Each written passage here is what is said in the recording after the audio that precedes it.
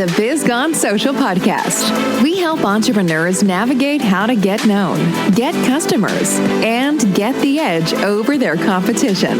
Here is your host, Lorraine Duncan.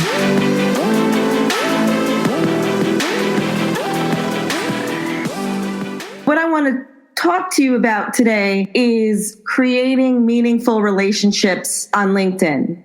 I think it's a lost art. And as I spend more and more time on LinkedIn, I'm realizing that everybody wants to sell me, but nobody wants to create a relationship with me. And to be honest, I'm really interested in relationships. I want to have a relationship with the people that I do business with too. So not only is it, I think, really important that that's how you see LinkedIn as a platform where you're just having more meaningful relationships, and not just a place where you can cut and paste some kind of spiel and just put it out there to the masses. I'm just going to give you a few things that I think are important when it comes to LinkedIn and creating those relationships. And one of them is don't use automation. Now, there's a place for that. I mean, you can have a general, if you want to reach out to about 20 people and you want to automate a little bit of that template, like you have a template and automate that a little bit, you can do that.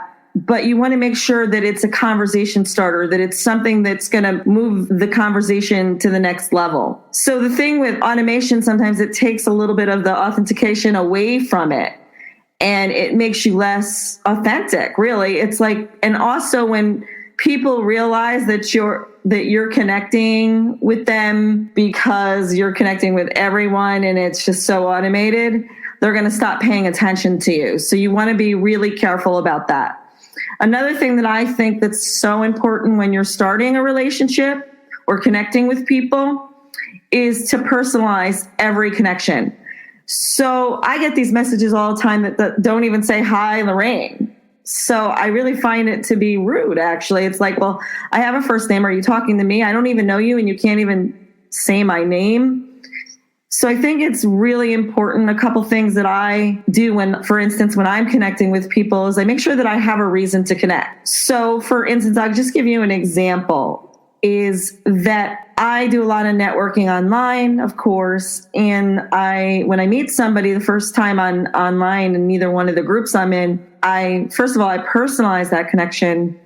And then I write a reason why I want to connect. So I wouldn't put, "Hi, I want to connect with you. Please buy and excuse my language, please buy my shit." Seriously, that is not how to connect.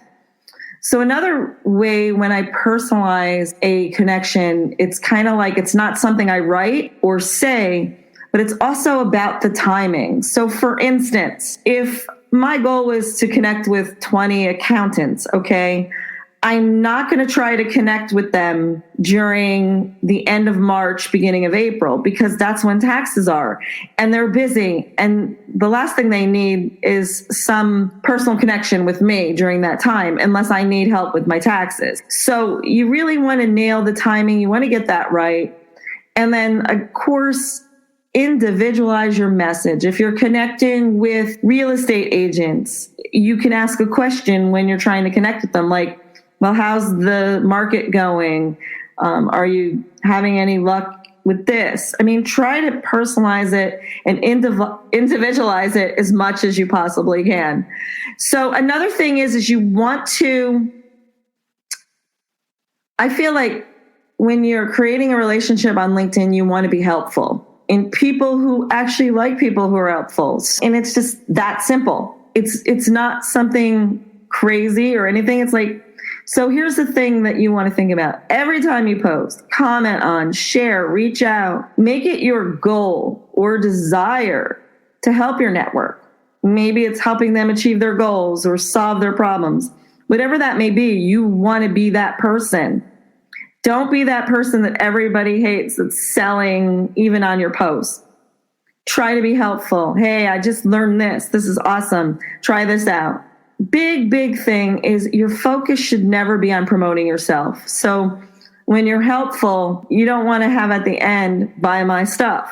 Okay. You just don't want to do that, or put a link to your shopping cart. I recently clicked a link because I thought they were going to be telling me something about, so I got this little message about artificial intelligence and how to like hook up a little thing on your Facebook. And I clicked the link and it brought me right to the shopping cart. And I was like, wow, they didn't even sell me on the software about artificial automation. So it's like, why would I buy that?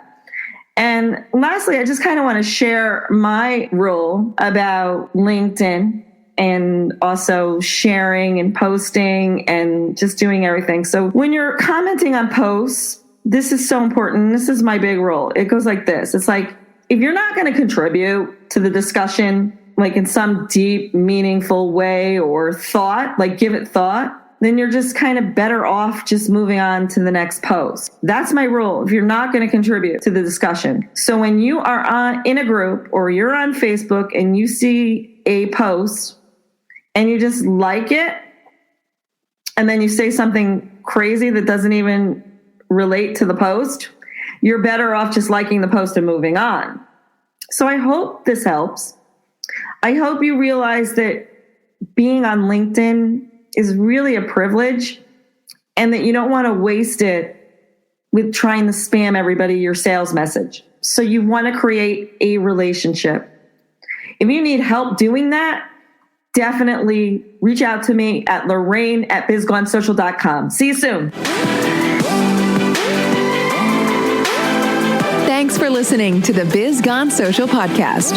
Find us on Instagram at Biz Gone Social for extra tips. Check back weekly for new episodes. Until next time, stay social.